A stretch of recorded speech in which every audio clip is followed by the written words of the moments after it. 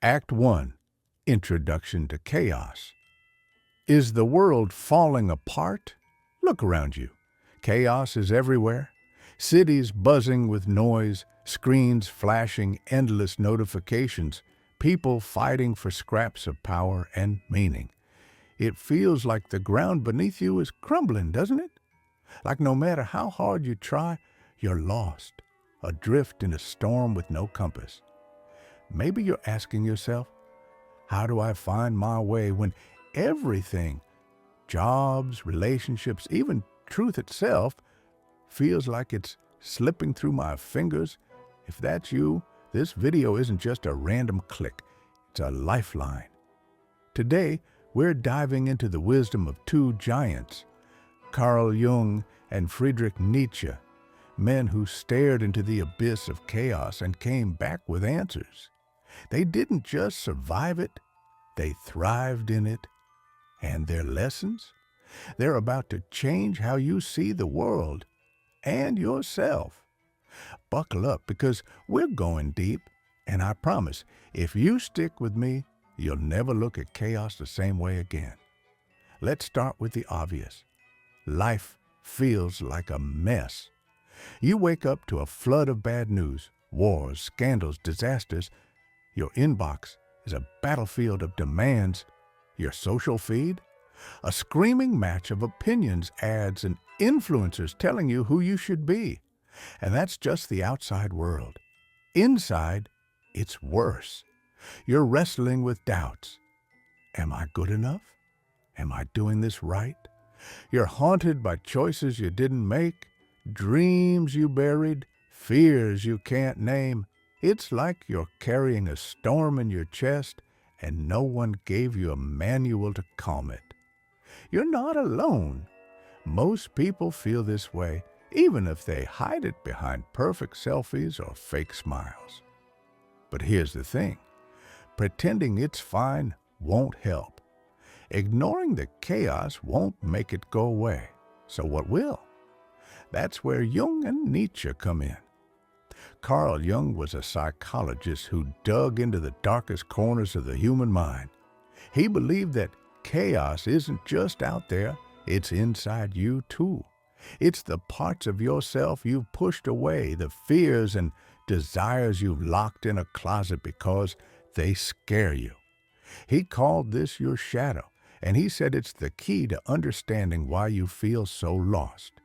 Ignore it, and it'll sabotage you. Face it, and you'll find a path. Then there's Friedrich Nietzsche, the philosopher who laughed at the idea of a tidy, predictable world. He said, chaos is your chance to become something greater. He wrote, you must have chaos within you to give birth to a dancing star. Think about that. Chaos isn't your enemy, it's raw material. It's the fuel for creating who you're meant to be. Together, these two thinkers offer a roadmap, not to escape the storm, but to navigate it like a captain. Why does this matter to you? Because you're not here by accident. You clicked this video because something's tugging at you. Maybe you're tired of drifting, of letting life push you around. Maybe you're done with feeling small in a world that feels too big. Or maybe you just want to know there's a way through this mess. A way to find your purpose, your strength, your place. Jung and Nietzsche didn't have smartphones or social media, but they faced their own chaos, wars, revolutions, personal crises. They didn't just survive. They built ideas that still cut through the noise today. And those ideas? They're not dusty museum pieces. They're tools. Tools to help you stop running from the chaos and start shaping it. Here's what we're going to do. In this video, we'll break down the chaos, inside you and out there. We'll dig into Jung's shadow, the hidden part of you that's secretly pulling the strings.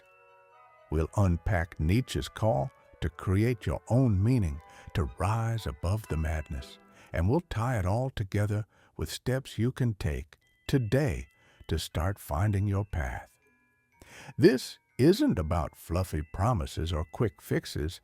It's about real change, the kind that makes you look at the mirror and see someone who's not afraid anymore, someone who's ready to walk through fire and come out stronger. But it starts with a choice, to keep drifting or to take control. I'm not going to sugarcoat it. Finding your way won't be easy. Chaos doesn't play nice. It's loud, it's messy, it's relentless. But here's the secret Jung and Nietzsche knew.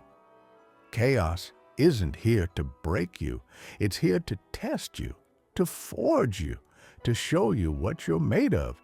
And if you're still watching, you've already passed the first test. You're curious. You're hungry for answers. So let's not waste that fire. Let's dive into what chaos really is inside your mind, in the world around you, and why it's not the end, but the beginning. Are you ready to find your path no matter how wild the storm gets? Then let's go. We've got work to do. Act 2. Chaos, inside and out. Chaos. It's not just a buzzword. It's the air we breathe. Picture this. You're scrolling through your phone, and it's a war zone. Headlines screaming about disasters, notifications piling up, strangers arguing over nothing. Your boss wants that report yesterday, your friend's upset you didn't text back fast enough, and the world's spinning faster than you can keep up. That's the chaos outside you. But let's get real. The real storm's inside. The nagging voice asking if you're good enough. The guilt over choices you made or didn't. The fear that you're falling behind, that you're lost with no map. This is where Carl Jung and Friedrich Nietzsche step in. They didn't just see chaos, they understood it. And they showed us it's not one beast, but two. The chaos out there and the chaos within. Let's break it down and see why knowing this changes everything. First, the world outside. It's relentless. Jobs vanish as machines take over. Social media turns every opinion into a battlefield. You're bombarded with voices telling you what to think, what to buy, who to be. It's like trying to navigate a ship in a hurricane. No wonder you feel unsteady. Jung would say this chaos isn't random, it's a mirror. The world's mess reflects the mess we carry inside, amplifying it. Every notification that stresses you out, every argument that stings, it's not just noise. It's hitting something deeper, something personal, and that's where the real chaos lives, in you. Jung called it the shadow. It's the parts of yourself you've buried, your fears, your anger, your doubts, the things you're ashamed to admit even to yourself. You think you're in control, but that shadow's running the show behind the scenes. Ever snapped at someone for no reason, or felt paralyzed when you needed to act? That's your shadow whispering, pulling strings you didn't even know were there. Jung believed chaos grows when you ignore this shadow. You see it in the world. People lashing out, chasing power, drowning in distractions. Why? Because they're running from themselves. The more you push away your inner mess, the louder it gets. It shows up as anxiety you can't shake, as choices you regret, as that sinking feeling you're not where you're supposed to be. But here's the flip side. Jung didn't think chaos was the end. He saw it as a signal. Your shadow isn't your enemy. It's a guide. It's screaming for you to notice it, to face it, to own it. Because when you do, something shifts. The chaos doesn't vanish, but it stops controlling you. You start to see patterns. You start to find clarity. Jung said, "One does not become enlightened by imagining figures of light, but by making the darkness conscious." That's your first clue to finding your path. Stop hiding from the dark. Now, let's bring in Nietzsche. He looked at chaos and laughed. Where Jung saw a mirror, Nietzsche saw a canvas. He didn't care about fixing the world's mess. He knew it was broken and always would be. Instead, he said, use it. Chaos is your chance to build something new. He wrote, that which does not kill us makes us stronger. Sounds cliche now, but back then it was a battle cry. Nietzsche believed the world has no built-in meaning, no cosmic plan, no fairy tale ending. That scares most people. They cling to rules, to traditions, to likes and followers, hoping it'll save them. But Nietzsche saw freedom in the void. If the world's chaotic, you're not bound by its chains. You get to decide what matters. You get to create your own purpose, your own path, your own rules. He called this becoming the superhuman, not a cape-wearing hero, but someone who rises above the noise and shapes their own destiny. Think about what this means. The chaos outside, those endless demands, those screaming headlines, it's not your prison, it's raw material. And the chaos inside, those doubts, those fears, they're not shackles, they're fuel. Jung says, face your shadow to understand who you are. Nietzsche says, embrace the chaos to become who you could be. Together, they're telling you, stop running. Stop wishing the world would slow down or make sense. It won't, but you can. You can turn the storm into your strength.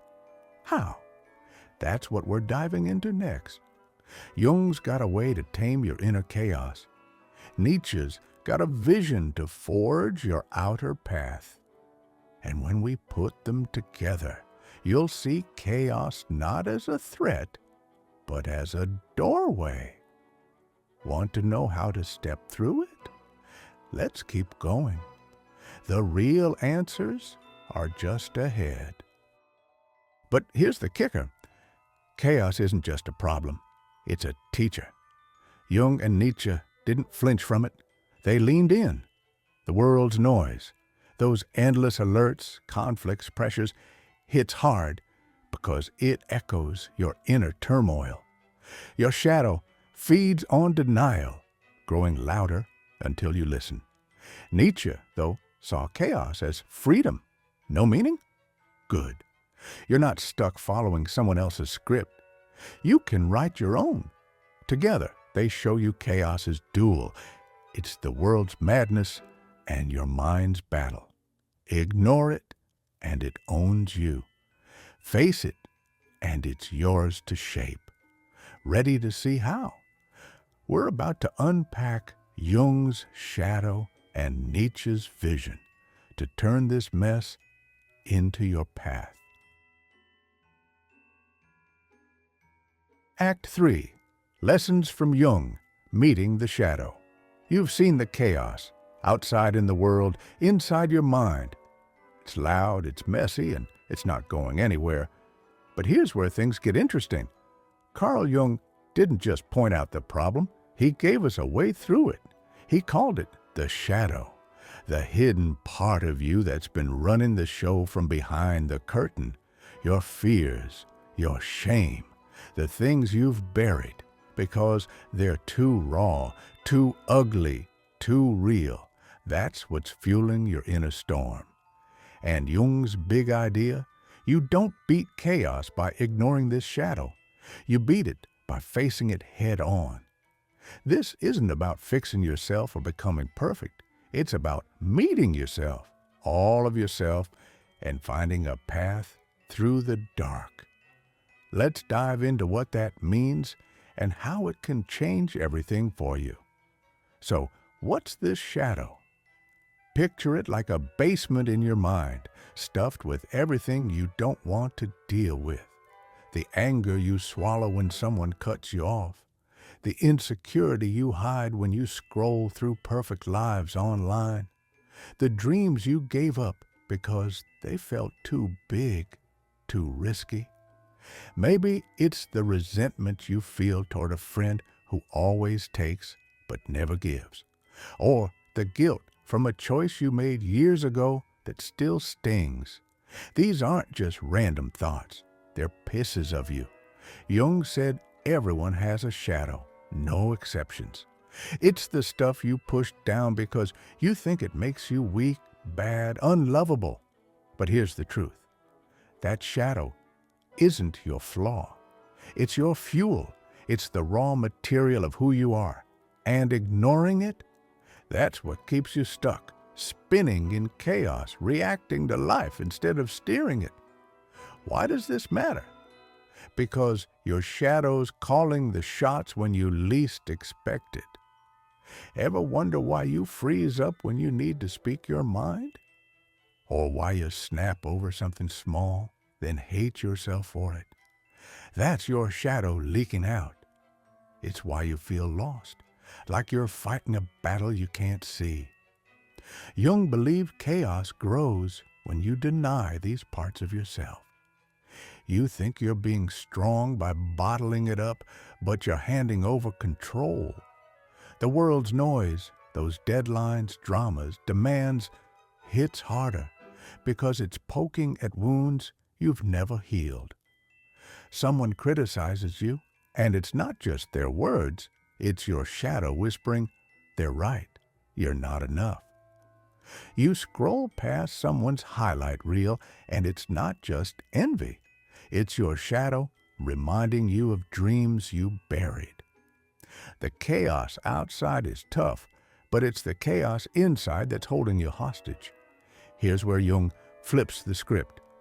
Facing your shadow isn't about shame. It's about power. He said, until you make the unconscious conscious, it will direct your life, and you will call it fate.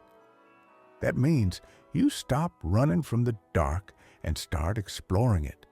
How? Start small. Ask yourself, what am I afraid to admit? Maybe you're terrified of failing, so you never try. Maybe you're angry at someone, but play nice to keep the peace. Write it down. Say it out loud, even if it's just to yourself. That's the first step, naming it. Jung called this awareness. It's like turning on a light in that basement. Suddenly, the monsters aren't so big. They're just parts of you, screaming for attention. And when you listen, they stop controlling you. You don't have to act on every impulse. Jung's point was to see them, to own them, to let them be. Let's make it real. Say you're stuck in a job you hate. Your shadow might be the fear of looking foolish if you quit, or the resentment you feel toward a boss who doesn't value you. Ignoring it keeps you trapped. You stay, you complain, you feel helpless. But face it. Admit you're scared, that you're angry. Now you got something to work with. You can ask, what's this fear protecting me from? What's this anger telling me I need? Maybe it's a new path, a bold move, a conversation you've avoided. Jung's genius was this. Your shadow holds clues to your purpose. It's not a curse, it's a compass. By meeting it, you strip away the chaos that clouds your vision. You start to see who you are, not who you're pretending to be. This isn't easy. Facing your shadow feels like staring into a storm. You'll want to look away, to distract yourself with work, Netflix, anything. But every time you do, you give chaos another day to win. Jung didn't promise a quick fix. He promised clarity. And clarity is what cuts through the fog. It's what lets you stand in a chaotic world and say, I know who I am. You don't have to love your shadow. You just have to meet it. That's where your path begins, not in running from the dark, but in walking through it. Want to know how to take this further? Nietzsche's waiting with his own lessons, and they're about to light a fire under you. Let's keep moving. Act 4. Lessons from Nietzsche. Creating yourself. You've faced your shadow with Jung, shining a light on the chaos within. Now it's time to step into the storm outside and shape it. Enter Friedrich Nietzsche, a man who didn't just survive chaos, he danced in it. While Jung helps you understand yourself, Nietzsche pushes you to become yourself. He saw a world without rules, without meaning, and instead of despairing, he called it freedom. Chaos for him isn't a trap, it's a blank canvas. His challenge? Stop drifting. Stop waiting for the world to hand you a purpose. Create it. Build yourself into someone who doesn't just endure the madness but rises above it. This is about forging your path, and Nietzsche's lessons are the fire to get you there. Let's unpack how to make it happen. Nietzsche's big idea starts with a bombshell. God is dead. Don't get hung up on religion. This was his way of saying the old anchors are gone. The rules, traditions, and beliefs that once gave life meaning, they're crumbling. People cling to jobs, likes, or trends to fill the void, but Nietzsche saw through it. There's no cosmic script telling you who to be. No one's coming to save you. That scares most people. They'd rather follow the crowd, chase approval, or numb out than face the truth. But Nietzsche? He called this emptiness a gift. If the world has no meaning, you're free to make your own. Chaos isn't your cage, it's your playground. You get to decide what matters, what's worth fighting for, what makes you you.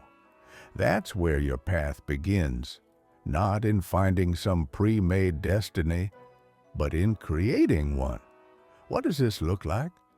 Nietzsche talked about the superhuman, or Übermensch, not a comic book hero, but someone who builds their own values in a world that's lost its way. Think of it like this. Everyone's running in circles, chasing money, status, or validation. They're reacting to chaos, letting it push them around. The superhuman doesn't. They stand tall and say, I choose my own rules. Maybe for you, that's living for art, even if no one gets it. Maybe it's building a family no matter what the world says about success. Or maybe it's just waking up every day and refusing to let fear call the shots. Nietzsche's point is, your purpose isn't out there waiting to be found. It's inside you, waiting to be made. Chaos gives you the freedom to do it, but only if you're brave enough to seize it. How do you start?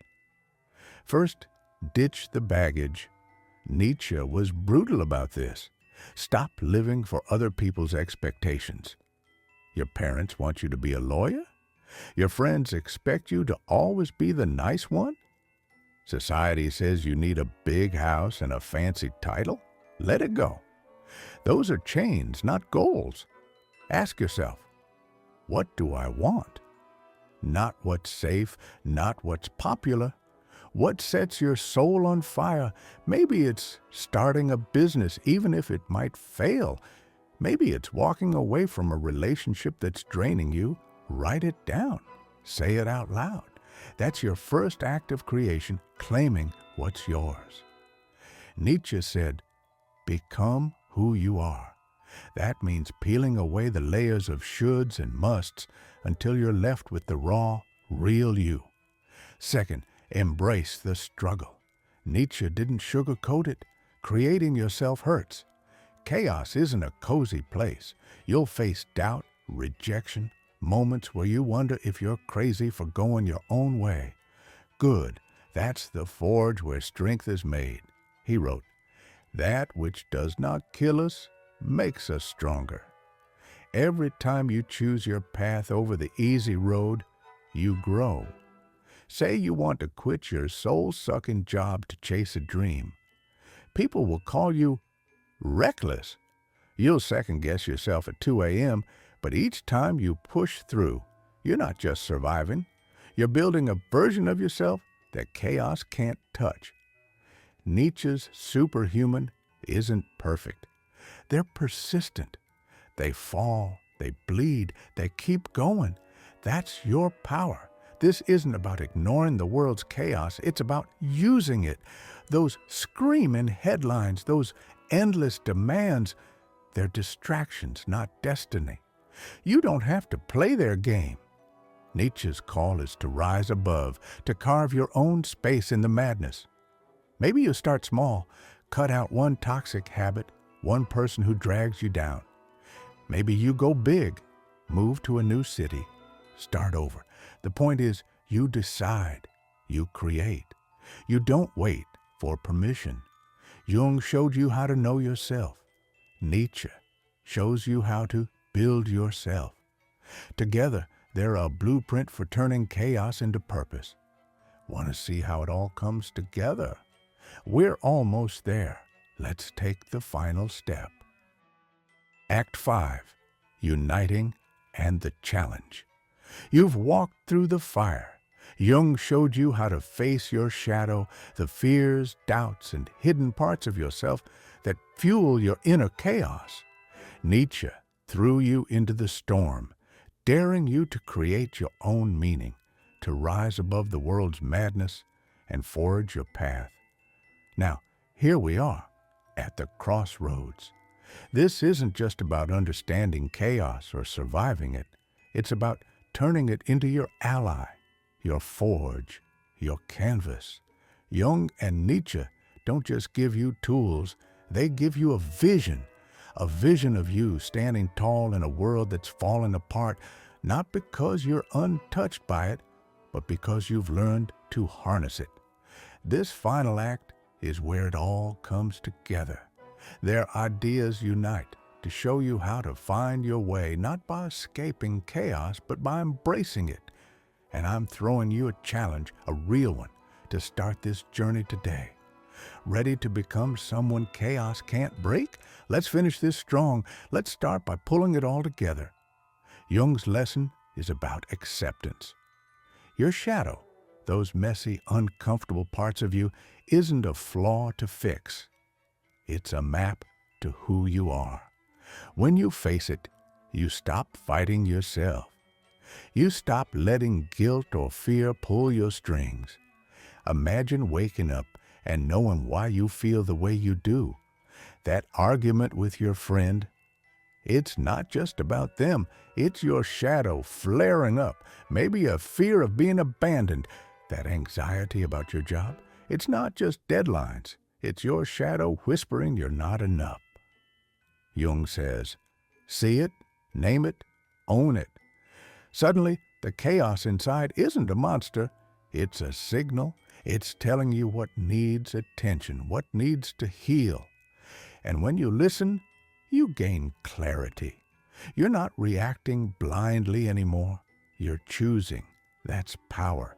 That's the first half of your path. Knowing yourself so well that no storm inside can knock you down. Now, Nietzsche takes it further. He's not content with you just understanding yourself. He wants you to build yourself. His lesson is creation. The world's chaos, those endless demands, conflicts, distractions, has no meaning on its own. It's a blank slate. Most people let it define them. They chase trends, beg for approval, or hide in routine to feel safe. Nietzsche spits on that. He says, don't follow, lead. Don't borrow someone else's purpose. Make your own. This is where his idea of the superhuman shines. It's not about being perfect or invincible. It's about deciding what your life stands for. Maybe it's art that no one else gets. Maybe it's raising kids who think for themselves. Maybe it's just saying no to a life that feels like a cage. Whatever it is, it's yours. And chaos? It's the raw material you shape into something extraordinary. Nietzsche's challenge is to stop waiting for the world to make sense and start making sense of it yourself. Here's the magic when you unite them. Jung gives you roots, deep, unshakable self-awareness. You know your shadow, your triggers, your truth. Nietzsche gives you wings, bold, fearless creation. You take that self-awareness and build a life that's yours, not the world's. Together, they turn chaos from a threat into an opportunity. The noise outside, those headlines, those fights, those pressures, loses its grip when you're grounded in yourself. The noise inside, those doubts, those regrets, becomes fuel when you're focused on creating your purpose. You're not dodging the storm anymore. You're steering through it. You're not just surviving, you're thriving. This is what finding your path looks like. Not a quiet meadow, but a wild ocean where you're the captain, not the driftwood. Let's make it concrete. Say you're lost right now, stuck in a job that drains you, or a relationship that's more pain than joy.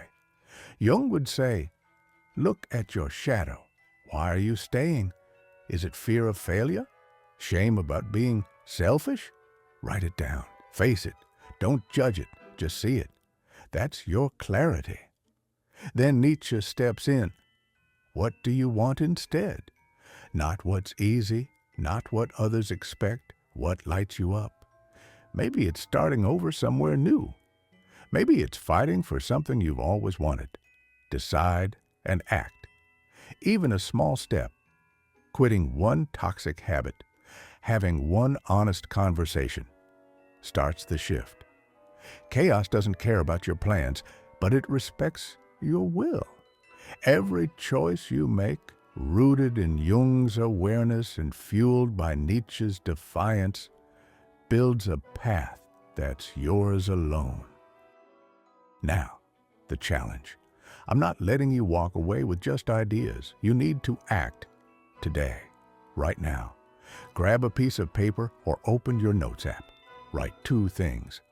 First, one truth your shadow's hiding. What are you afraid to admit?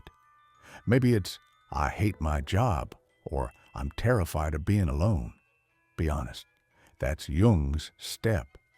Second, one thing you'd fight for if no one was watching. What's your purpose, your spark? Maybe it's, I want to create, or I want to be free. That's Nietzsche's step. Look at those answers. They're your map. They're the start of your path. But don't stop there. Do something, anything, to make it real. Tell someone no. Walk away from something that's killing your spirit. Say yes to a dream you've ignored. Small or big, it doesn't matter. Just move. Chaos is watching, and it bows to those who dare. Why does this matter? Because the world's not slowing down. It's not getting kinder or clearer. It's a furnace, and you can either burn or forge yourself into something stronger. Jung and Nietzsche didn't just theorize, they lived it. Jung faced his own darkness, wrestling with visions that nearly broke him.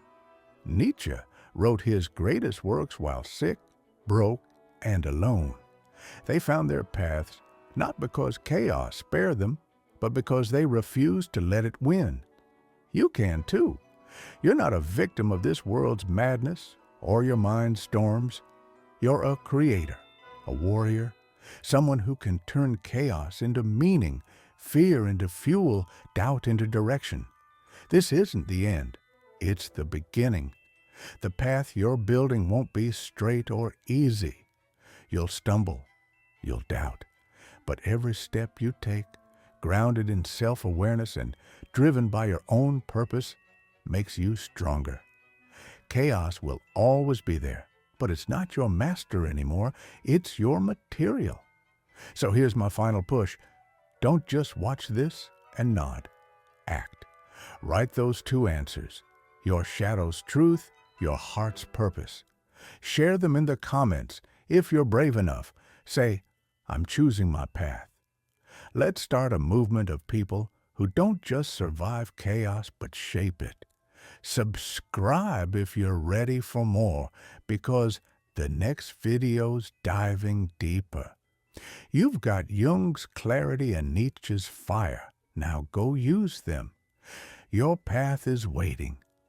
What's your first step?